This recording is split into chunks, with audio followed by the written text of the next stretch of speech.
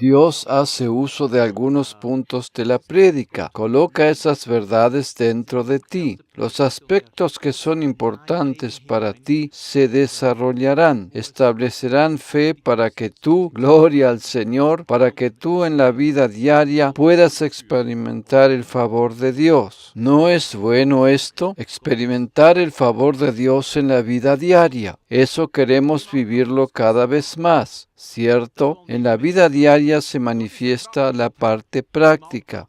Yo no predico prédicas de la vida diaria. Yo predico a Jesús y Jesús mismo lo hace práctico para ti, ¿de acuerdo? La parte práctica comienza el lunes por la mañana. Estamos considerando a Jesús en diversas ofrendas del Antiguo Testamento, las cuales encontramos en el libro de Levítico. Hemos considerado algunas ofrendas y hoy comenzamos con la parte final de esta serie. Hemos estudiado 4 de estas ofrendas. Las últimas veces hemos considerado la ofrenda por el pecado, la ofrenda por la culpa. Hemos considerado la ofrenda de cereal y también la ofrenda por la paz. Hemos hablado respecto al holocausto, pero no lo hemos considerado profundamente, ¿de acuerdo? Hoy nos tomamos tiempo para comenzar a considerar el holocausto. Cada una de estas ofrendas representa a Jesús, refleja a Jesús, es un cuadro de Jesús. El Antiguo Testamento está lleno de sombras y cuadros tipológicos de la persona de Jesucristo. Está lleno de sombras y cuadros tipológicos de la persona de Jesucristo. Eso es lo que nos entusiasma tanto en el Antiguo Testamento. Está lleno de sombras y lleno de cuadros tipológicos. ¿De acuerdo? ¿Lo ves? Estoy parado aquí sobre la plataforma y yo veo sobre ella mi sombra. ¿De acuerdo? Esta sombra aquí es Erich Engler. Pero se trata solo de su sombra. El verdadero está parado aquí, directamente aquí, ¿cierto? Por una parte la sombra soy yo, pero esa sombra todavía no es tal. De esa manera es con los cuadros tipológicos del Antiguo Testamento. Las sombras que hablan de Jesús, pero recién en el Nuevo Testamento vemos a Jesús quien ya ha venido en carne y en persona. Las sombras hablan de todo lo que Jesús ya ha hecho, de aquello que Él ha hecho por nosotros por medio del camino de la cruz, por medio de su sacrificio. Las sombras nos muestran lo que Jesús iba a hacer, lo cual desde nuestra perspectiva del año 2016, Jesús ya ha hecho lo que hizo en el pasado, Antiguo Testamento, la cruz en el medio y desde otro lado estamos nosotros. Las sombras miran hacia la cruz y ahora nosotros miramos retrospectivamente hacia la cruz. También dirigimos nuestras miradas hacia aquellas sombras que hablaban de los sucesos futuros. Por ello ahora nosotros miramos al pasado.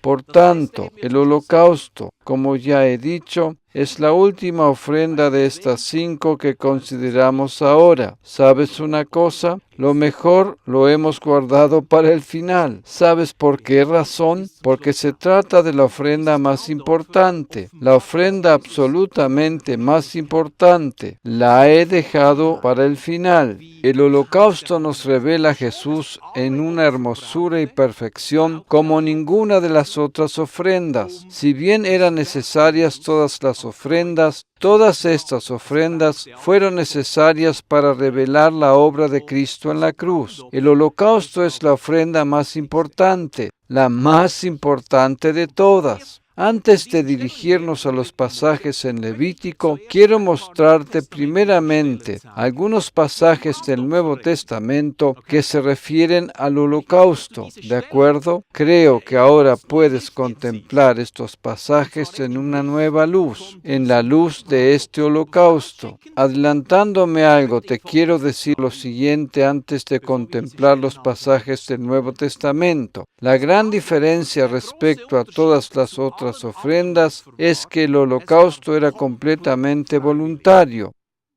Esta ofrenda era completamente voluntaria.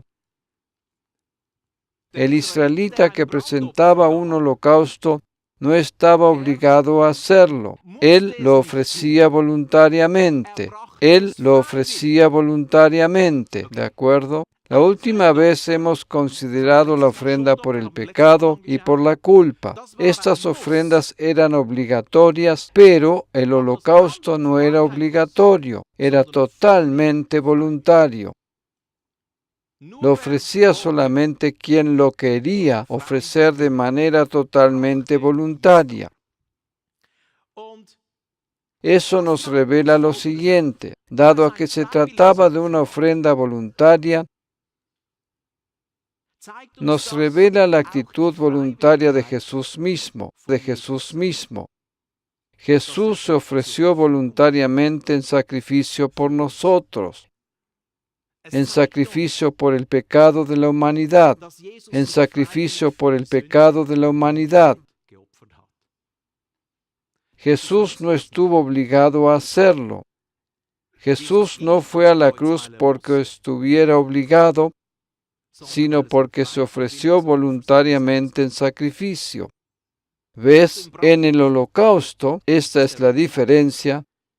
No vemos a Jesús como se constituyó en el portador de la maldición de nuestros pecados. Ese aspecto lo encontramos en la ofrenda por el pecado, también en la ofrenda por la culpa. En el holocausto no vemos cómo Jesús se hizo maldición por nosotros, porque el apóstol Pablo dice en Gálatas que aquel que estuvo colgado en el madero se hizo maldición. Aquel que fue colgado en el madero es un maldecido. La maldición vino sobre él a fin de que la bendición de Abraham llegara a nosotros. En el holocausto Jesús no cargó maldición sobre sí. Tampoco cargó sobre sí pecado. No era la razón del holocausto. Más bien nos revela cómo Jesús presentó al Padre olor grato. Eso es lo que nos revela el holocausto. El holocausto ofrece a Dios un olor grato. A fin y al cabo, el holocausto es una ofrenda de amor. Una ofrenda del amor de Cristo hacia su Padre. Una ofrenda del amor de Cristo hacia su Padre. ¡Aleluya! ¿Sabes? La palabra hebrea para holocausto significa subir, algo que sube, que se eleva. Eso es lo que significa la palabra holocausto, algo que sube. Por lo tanto, un olor grato sube y debido a ello es completamente diferente a todas las otras ofrendas anteriores. Simplemente porque Jesús lo hizo por propia decisión. No lo hizo porque estaba obligado, sino porque quería hacerlo de manera totalmente libre y voluntaria. Cuando el israelita presentaba holocausto al Señor, lo hacía totalmente de manera voluntaria. Nunca lo hacía porque estaba obligado a ello, ¿de acuerdo? Ahora consideraremos estos pasajes del Nuevo Testamento. Inmediatamente verás que ellos se tratan del holocausto. El primer pasaje lo encontramos en Juan capítulo 10, versículos 17 y 18. Por eso me ama el Padre, porque yo pongo mi vida, para volverla a tomar. Versículo 18. Nadie me la quita, sino que yo de mí mismo la pongo. Tengo poder para ponerla y tengo poder para volverla a tomar. Este mandamiento recibí de mi Padre. Aquí vemos que se trata de la actitud completamente voluntaria de Jesús. Él iba a poner su vida y nadie podía quitársela. Nadie podía matar a Jesús. Mientras Jesús vivió sobre esta tierra, no podía ser dañado. Nadie podía matarlo. Él mismo puso su vida voluntariamente. Él puso su vida. No se podía quitarle su vida. Él la entregó voluntariamente. Otro pasaje donde podemos contemplar el holocausto es Juan 19, versículo 28. Después de esto, sabiendo Jesús que ya todo estaba consumado, dijo, para que la Escritura se cumpliese, tengo sed. El holocausto era colocado sobre el altar y allí era consumado por el fuego. La expresión "tengo sed" es una expresión del holocausto, porque el fuego consumía por completo esa ofrenda, esa carne. Cuando Jesús estuvo en la cruz y dijo, "tengo sed", ello estuvo relacionado con el holocausto, porque Jesús en la cruz cargó con todo nuestro pecado y el fuego lo consumió en la cruz.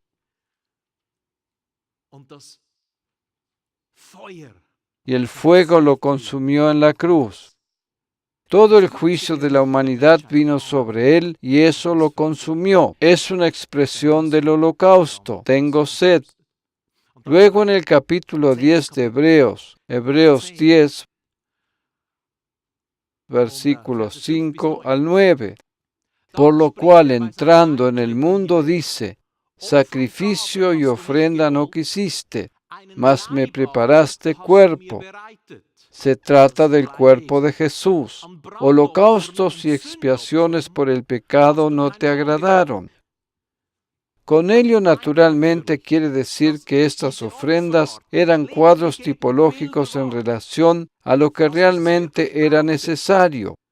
Esto es la ofrenda o sacrificio de su cuerpo. Pero los holocaustos nunca pudieron agradar y satisfacer a Dios. Las ofrendas por el pecado y por la culpa nunca pudieron satisfacer a Dios. Era necesario el sacrificio de su Hijo. Por esa razón está escrito, holocaustos y expiación es por el pecado no te agradaron. Naturalmente en el tiempo de la ley estos sacrificios eran necesarios. Versículo 7. Entonces dije, he aquí que vengo, oh Dios, para hacer tu voluntad, como en el rollo del libro está escrito de mí. Versículo 8. Diciendo primero, sacrificio y ofrenda y holocaustos y expiaciones por el pecado no quisiste, ni te agradaron, las cuales cosas se ofrecen según la ley.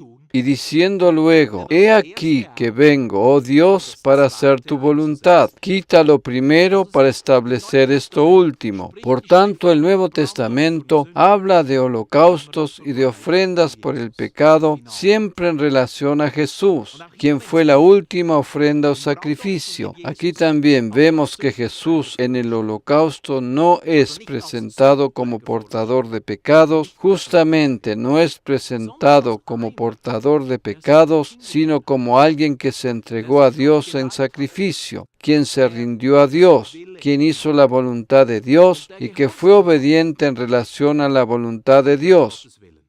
Todo ello significa el holocausto. Cada vez que en el Nuevo Testamento oímos de la obediencia de Jesús, que fue obediente hasta la muerte, la Biblia se refiere al holocausto. Ese es el cuadro tipológico en el Antiguo Testamento. Jesús fue obediente hasta la muerte. En el holocausto no se trata de una ofrenda por el pecado o por la culpa, tampoco de una ofrenda de maldición. El holocausto era una ofrenda voluntaria que resultaba en olor grato para el Señor.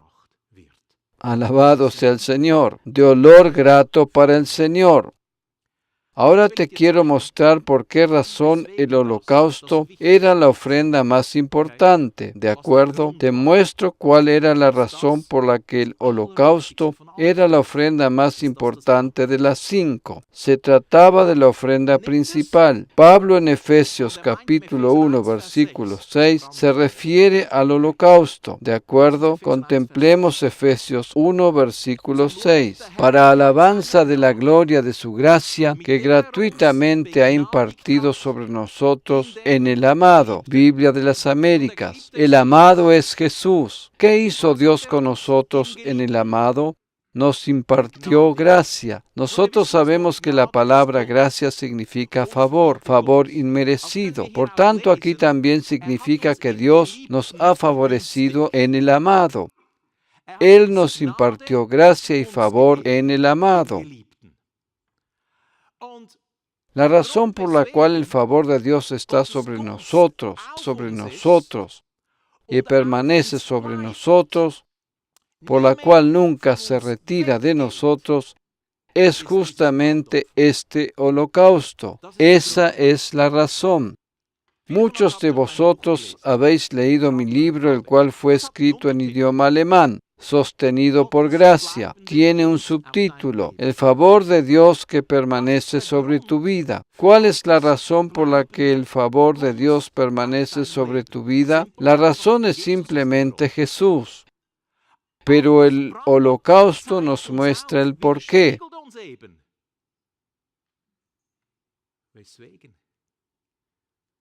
A causa del holocausto, por esa razón, era la ofrenda principal por la cual el israelita era bendecido.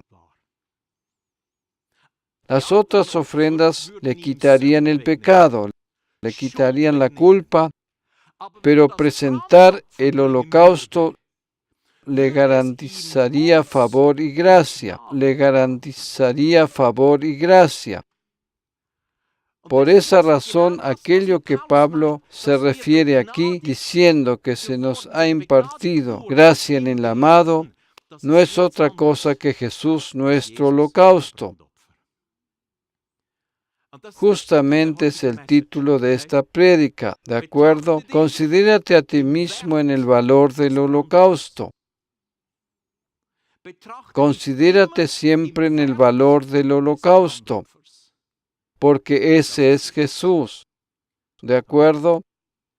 Te mostraré el pasaje que te hará saltar del asiento, que te hará saltar del asiento. Un pasaje en el Antiguo Testamento, en el libro de Levítico. Contempla lo siguiente, realmente tremendo, realmente tremendo. Levítico. Durante las últimas semanas hemos estado muchas veces allí. En el libro de Levítico encontramos todas estas ofrendas. El primer capítulo de Levítico comienza con el holocausto, aunque en el orden en que lo consideraremos es el último, pero las ofrendas comienzan allí, con el holocausto. Estamos considerando a la inversa, pero el Señor nos dijo hacerlo de esa manera. En el libro de Levítico el holocausto es la primera ofrenda. Comienza en el versículo 3. Por tanto, Levítico 1, versículo 3. Si su ofrenda es un holocausto del ganado, repito, aquí se trata de Jesús. Si tu ofrenda es un holocausto del ganado,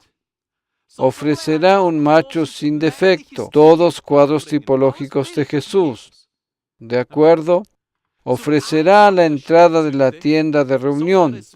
Por tanto, lo trae a la entrada del tabernáculo. Ten en cuenta que esta ofrenda no era presentada o quemada fuera del campamento, como se solía hacer con las ofrendas por el pecado y por la culpa. Esta la trae a la entrada de la tienda de reunión. Él la trae allí. Ahora contempla aquí las últimas palabras. ¿Qué sucedía? Para que sea aceptado delante del Señor. Biblia de las Américas. Para que sea aceptado delante del Señor. En otras palabras, para ser favorecido. Para que su gracia viniera sobre su vida, para que favor viniera sobre su vida, para que el favor viniera sobre sus actividades comerciales, para que el favor viniera sobre su familia, para agradar a Dios. Contémplalo detalladamente, no para hacerse acepto por sí mismo. ¿Quién nos hace agradables para Dios? ¿Quién nos hace agradables para Dios? El holocausto. Este vacuno que traía aquel hombre, este vacuno lo hacía agradable. Este vacuno lo hacía agradable. Imagínate esto. El israelita traía el vacuno. Eso era lo único que hacía. Él no hacía largas oraciones. Él no ayunaba durante una semana. No hacía voto alguno. Ni siquiera andaba en amor. ¿Comprendes? Todas estas cosas que tenemos en nuestra mente, que pensamos deben suceder para que Dios tenga agrado de nosotros, no son la verdad. Pensamos que tenemos que cumplir con esto o con lo otro. Esto o lo otro tendríamos que haber hecho correctamente durante la semana. No, el vacuno lograba que el israelita agradara a Dios. Piensa, wow, ese era el concepto del Antiguo Testamento, de la ley, del Antiguo Pacto. Se presentaba el holocausto y ello le concedía favor al israelita, ¿de acuerdo? Por tanto, si sabemos que el holocausto es Jesús, quien se ofreció en sacrificio, ni siquiera porque le obligáramos, sino por propia voluntad. ¿Cuál crees que fue su plan para ti? Piensa. ¿Cuál piensas que era su pensamiento cuando se rindió a Dios y se entregó voluntariamente en sacrificio? ¿Cuál fue su verdadero plan? Era hacerte agradable para Dios. Porque este holocausto representa a Jesús. Punto. Es claramente y verdaderamente Jesús. Para que sea aceptado delante del Señor es realmente una gran revelación. Yo no predico gracia desde ayer, pero cuando vi esto, ¡wow! Me resultó grandioso. Para que sea. Esta frase deberías subrayarla en tu Biblia. En español esta frase está mejor expresada en la Biblia de Jerusalén. Para que sea grato ante Yahvé, o en la Biblia textual, para que sea acepto en favor suyo ante Yahvé. Quien traía la ofrenda no podía hacer nada para recibir favor, pero lo que traía le hacía acepto en favor suyo. Por esa razón está escrito en 2 de Corintios que Cristo fue hecho pecado por nosotros para que nosotros fuésemos hechos justicia de Dios. Aleluya. ¿Comprendes? Esa es la soberanía de Dios. Existen realmente teologías extrañas respecto a la soberanía de Dios. Montón de perspectivas raras respecto a la soberanía divina. Esto aquí es la soberanía de Dios. Cuando te dice que te quites un poco de la escena para que Él pueda hacer las cosas por ti. Esa es la soberanía divina. Amén. Esto es realmente bueno, ¿cierto? Dios te dice, tú no tienes que hacer nada. Apártate un poco y permíteme hacer a mí.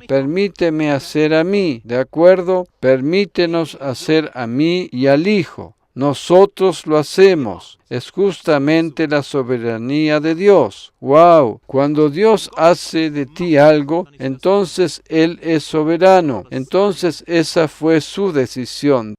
¿De acuerdo? Entonces esa fue su decisión. Aquí encontramos algo maravilloso.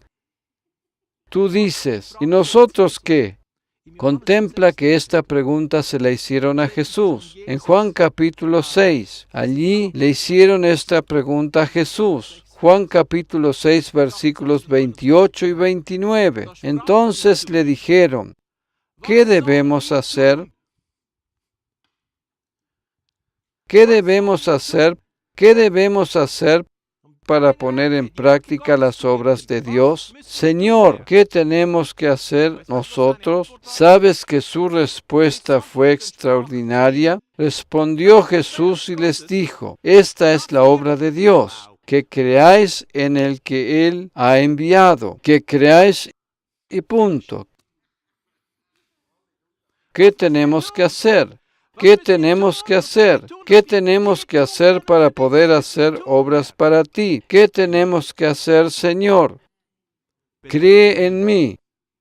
Cree que yo soy tu favor. Cree que tú siempre eres agradable a mis ojos. Cree que yo soy tu holocausto. Cree y comienza a considerarte en el valor de este holocausto que yo he hecho por ti. Cree que Dios te ha hecho. Cree que la gracia está sobre tu vida. Cree que su favor está sobre ti. Cree, cree, cree. Pero Señor, ¿qué tenemos que hacer? Simplemente creer, cree. Por esa razón la fe es algo tan simple. Si tú comprendes lo que Jesús hizo por nosotros, reflejado en estas ofrendas, comienzas a agradecer a Jesús en la fe, comienzas a agradecer a Jesús y la fe ya está presente. En el momento en que tú estás contemplando estas verdades y dices, gracias Jesús, la fe se ha manifestado. No es más necesario estar luchando por tener más fe, sino que si estás allí contemplando estas verdades asombrado por su soberanía, allí la fe está presente. Es muy simple creer en el holocausto, es muy fácil. ¿Sabes una cosa? Ya lo he dicho la última vez. Algunos de ustedes se pueden preguntar, muy bien, estas ofrendas parecen reflejar a Jesús, pero ¿de qué me sirve todo ello? El significado del holocausto puede salvar tu relación matrimonial. El significado de la ofrenda de cereal puede salvar tu empresa, simplemente porque ves a Jesús y si tú lo contemplas, Él ve tu fe.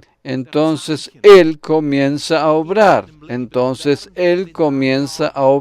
Dios obra en base a la fe. Eso también lo vemos en el ministerio de Jesús, en el ministerio de milagros y señales de Jesús, en la vida de Jesús. Durante aquellos 3 años que hizo maravillas sobre la tierra, en su primera fase, las señales, las sanidades y los milagros destinados a conceder una señal a Israel, pero luego que lo rechazaron, después que dijeron que él tenía un demonio, que le dijeron que echaba los demonios por medio del príncipe de los demonios, en Mateo 12 dijeron eso. En aquel momento fue el momento del cambio en el ministerio de Jesús. Desde allí todo cambió. Toda la historia de la humanidad cambió a partir de Mateo 12, en el momento en que le acusaron de tener un demonio. Allí Jesús les dijo que este pecado no podía ser perdonado. El pecado contra el Espíritu Santo no es un pecado personal del creyente, sino el pecado del liderazgo maligno de aquellos días. Jamás puedes cometer el pecado contra el Espíritu Santo. El pecado del Espíritu Santo es el pecado que cometió el liderazgo religioso que rechazó a Jesús en Mateo 12, acusándole de tener un demonio. En realidad, en aquel momento tendrían que haberle recibido, exactamente en ese momento, porque les había demostrado suficientemente que Él era el Mesías. Jesús había hecho todos los milagros que solamente el Mesías era capaz de realizar. Ningún otro podría hacerlos. Jesús fue el primero que echó un demonio sordomudo. Ningún otro fariseo o judío pudo hacer eso antes.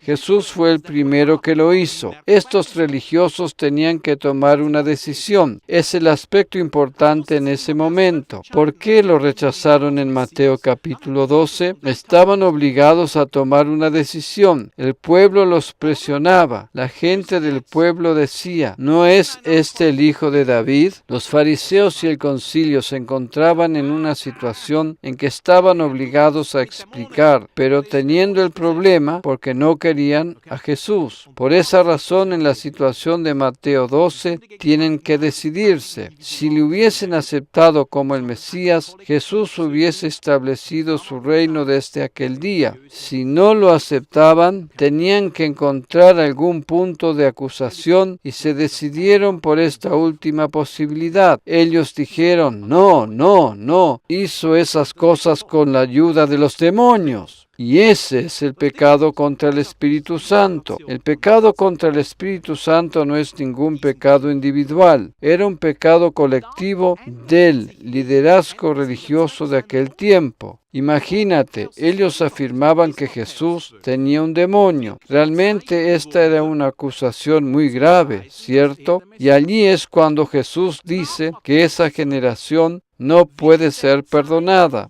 Jesús dijo, esta generación. En ese momento cambió la razón de sus milagros. Hasta Mateo 12 Jesús hacía milagros y señales para demostrar que Él era el Mesías prometido. Luego de Mateo 12 Jesús obraba señales, milagros y sanidades, sobre todo en base a la fe individual de ciertas personas. Él sale al encuentro de los individuos. Anteriormente lo hacía para demostrar que Él era el Mesías prometido, el Salvador, pero luego Jesús obra en relación a la fe individual. Por esa razón, Mateo 12 es un punto de cambio fundamental en la historia de la humanidad, punto crucial en la historia. Realmente fue así. Preguntaban, ¿qué tenemos que hacer? Creer, creer. Aleluya. ¿Podemos creer en el significado del holocausto? Absolutamente podemos creer. Jesús nos los hizo muy fácil para que podamos vernos en la obra del holocausto. Eso significa simplemente que si te contemplas en la obra del holocausto, entonces te contemplas constantemente como favorecido. Te contemplas siempre como alguien a quien la gracia de Dios persigue constantemente. Ese fue su plan. ¿No es esto maravilloso? Dios es un Dios bueno. Amén. El apóstol Pablo se refiere a este holocausto en Efesios 1, porque Cristo es tu holocausto, siempre le agradas a Dios. También en el caso en que fallas y peques, tu pecado no puede anular la efectividad del holocausto. Punto. Fallas y pecados no anulan la efectividad de las ofrendas. ¿No es esto tremendo? Jesús murió para que tú puedas gozar de permanente favor. Por esa razón se trata del favor de Dios que permanece sobre tu vida. Ahora queremos considerar todavía algunos detalles en este holocausto. Nos dirigimos ahora a Levítico capítulo 1, versículo 4. Vayamos a ese versículo. Levítico 1, versículo 4. ¿Qué tenía que hacer el israelita? Y pondrá su mano sobre la cabeza del holocausto, y pondrá su mano sobre la cabeza del holocausto, y será aceptado para expiación suya. Repito, aquí no era transferido el pecado del israelita, simplemente porque el holocausto era una ofrenda voluntaria. Aquí era transferida la pureza de Dios al israelita. En la ofrenda por el pecado del ser humano era transferido al animal, pero en el holocausto, porque era una ofrenda voluntaria y porque era de olor grato para el Señor, la hermosura de Dios era transferida al ser humano. La aceptación, aleluya, la justicia de Dios. El israelita ponía su mano sobre la cabeza del holocausto para recibir algo, y no para dar algo. Él no da algo de su parte, sino que recibe de parte de Dios, porque está escrito, será aceptado para expiación suya. Al fin y al cabo, todas las ofrendas están interconectadas. Por esa razón fueron necesarias 5, ¿de acuerdo? Para explicar toda la obra de redención efectuada por una sola persona. Por eso podemos hacer la separación entre la humanidad de Jesús, que aparece en la ofrenda de cereal, y el pecado que nos ha quitado, explicado en las ofrendas por el pecado y la culpa, y la justicia que hemos recibido representada en el holocausto, y al fin todas las 5 ofrendas unidas obran expiación. Luego en el versículo 5 está escrito, entonces degollará el novillo delante del Señor, y los sacerdotes hijos de Aarón ofrecerán la sangre y la rociarán por todos los lados sobre el altar que está a la entrada de la tienda de reunión. Biblia de las Américas. Aquí todavía se encuentran a la entrada, versículo 6. Después desollará el holocausto y lo cortará en pedazos. Ahora les hablo a todos los granjeros que están presentes. Los granjeros se alegran en cosas semejantes, porque están ocupados diariamente con tales cosas. ¿Qué significa aquí desollar? La persona y naturaleza de Jesús no era solamente perfecta externamente y sin pecado, también interiormente Jesús no conoció pecado, y el desollar revela su naturaleza interior sin fallas y sin pecado. Por esa razón tenían que desollar, ¿de acuerdo? Revelaba la naturaleza del Señor que no estaba contaminada con pecado, la naturaleza interior, la naturaleza interior. ¿Ves? Jesús fue probado en todo como nosotros, pero sin pecado. Fue testeado, pero sin pecado. Él también era interiormente sin pecado, porque Él no conoció ningún pecado. Él no conoció pecado. Jesús no tuvo pensamientos pecaminosos. Él no poseía una naturaleza pecaminosa. La acción de desollar. Debía quitarse el cuero para revelar su pureza interior, ¿de acuerdo? Su pureza interior, ¿de acuerdo? Tenía que ser revelada la pureza exterior y la interior.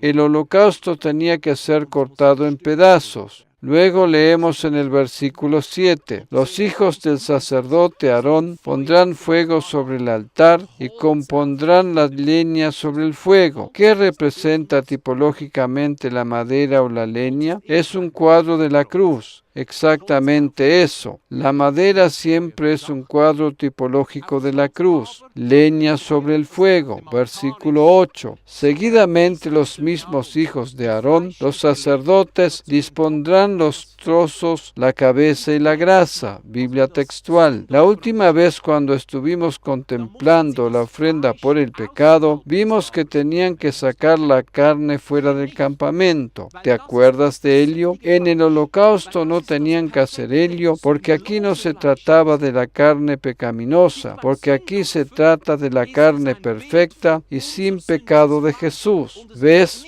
En la ofrenda por el pecado se trata de un cuadro tipológico de nuestra carne pecaminosa, y esa carne no era quemada en el altar del holocausto, sino que en la ofrenda por el pecado era quemada. Quitó nuestro pecado. Jesús quitó nuestro pecado, y allí afuera era quemada. Esa carne era llevada fuera del campamento. Eso sucedía en la ofrenda por el pecado, porque es un cuadro tipológico del pecado.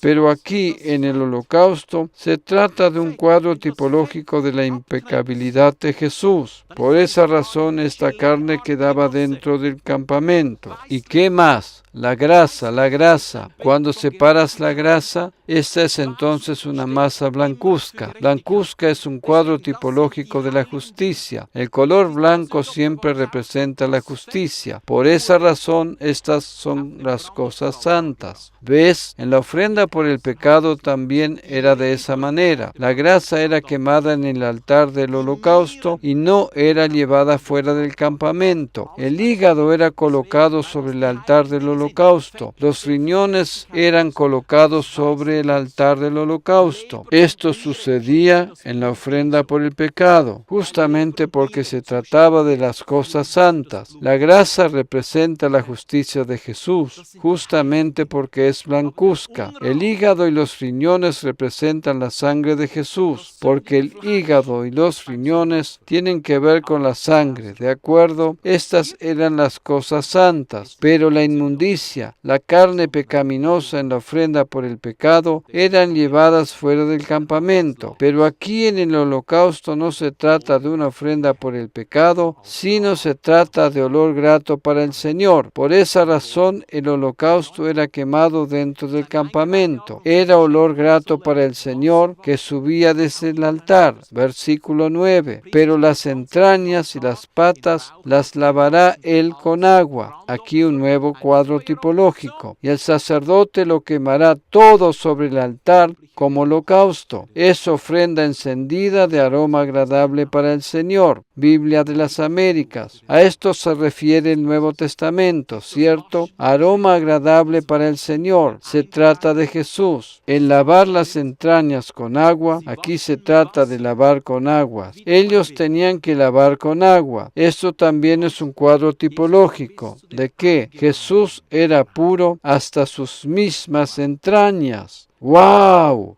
Jesús como hombre era puro y perfecto hasta lo más íntimo de su interior. Tremendo. Por esa razón estas partes eran lavadas intensamente con agua para mostrarnos cuán puro era Jesús, hombre. Aleluya. Realmente grandioso, realmente grandioso. Y así como Él es, así también somos nosotros. Así de puro eres tú. De la misma manera fuiste perfectamente lavado. Tú estás tan completamente incluido en el holocausto que la pureza de Cristo penetra a todo tu interior. Así de puros somos. Así como Él es, somos nosotros en este mundo. ¡Wow! De esta manera el holocausto era olor grato para el Señor. Alabado sea el Señor. Quiero adelantar algo de lo que voy a referirme la próxima vez. Quiero adelantar algo de lo que voy a referirme la próxima vez. ¿De acuerdo? A veces se escucha en círculos cristianos una así denominada teología del quebrantamiento. Esta sostiene que Dios recién puede utilizarte recién luego de haberte quebrantado. Recién después que has ido por el camino del quebrantamiento, puede Dios utilizarte en su reino. Recién cuando has sido totalmente purificado. Gracias a Dios que por medio del sacrificio de Cristo hemos sido completamente purificados. Amén. Esta teología afirma que recién puedes ser usado por Dios después de haber sido quebrantado. Recién cuando hayas sido quebrantado. Lamentablemente esta teología es muy popular en no pocos círculos cristianos. Hoy quiero darte un pequeño adelanto. Abrirte una pequeña puerta para la próxima vez. La próxima vez nos referiremos detalladamente a ello. El plan de Dios para ti y para mí no es más quebrantamiento. Jesús anduvo por el camino del quebrantamiento por ti y por mí. Quizás me digas, pero pastor, en los Salmos hay un pasaje que dice que a Dios le agrada un espíritu quebrantado. Permíteme responderte esto. En este pasaje se está refiriendo proféticamente a Jesús, porque Jesús fue quebrantado y azotado por nosotros. Lo hizo para poder levantarnos, porque Jesús dijo que vino para sanar a los quebrantados de corazón. Dios no es un Dios de quebrantamiento. Las personas se quebrantan por sí mismas a causa de su propio orgullo, pero Dios no quebranta a las personas, sino más bien las levanta, porque Jesús fue quebrantado. Para ello, vamos al Salmo 51. Leemos a partir del versículo 16. Contempla esto. No quieres holocausto. Todo esto ya lo habíamos leído, por ejemplo en Hebreos. No se trata de que a Dios no le agradaran en general, pero estos eran insuficientes. A esto se refiere aquí, y tú lo entiendes. El sacrificio de Jesús fue más que suficiente. Los sacrificios de Dios son el espíritu quebrantado, al corazón contrito y humillado no despreciarás tú, oh Dios. Haz bien con tu benevolencia, Sión. Edifica los muros de Jerusalén. Versículo 19. Entonces te agradarán los sacrificios de justicia. El holocausto u ofrenda del todo quemada, entonces ofrecerán becerros sobre tu altar.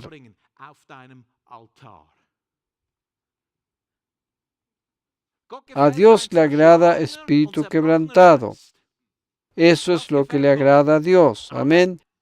Pero, ¿sabes una cosa? ¿De quién es este espíritu? De Jesús. Regresemos al versículo 17. Al corazón contrito y humillado no despreciarás tú, oh Dios, porque anteriormente se refería al holocausto. ¿Quién es el holocausto? Es Jesús. Exactamente así. Jesús es el holocausto. Jesús es la ofrenda por el pecado. Jesús es la ofrenda por la culpa, la ofrenda de cereal, la ofrenda por la paz y también es el holocausto. Estas ofrendas eran insuficientes. Por ello, era necesario un sacrificio definitivo. Era necesario un espíritu quebrantado. Era necesario un corazón contrito y humillado. Cuando Jesús estuvo colgado en la cruz y dijo: «Mi Dios, ¿por qué me has desamparado?», su corazón estaba quebrantado y azotado, y al final murió Jesús a causa de un corazón quebrantado. La causa de su muerte no era haberse desangrado. La causa de su muerte no era haberse desangrado. La causa de su muerte no fue la sed. La causa de su muerte fue la cámara de su corazón destruida. Esa fue la causa de su muerte. El soldado lo hirió con la lanza y de un costado salió agua y sangre. Un corazón quebrantado condujo a Jesús a la muerte. La causa no fue desangrarse o tener sed, un corazón quebrantado. Jesús experimentó todo ello por ti y por mí. Como holocausto fue totalmente quebrantado y cortado en pedazos. Su corazón fue rasgado.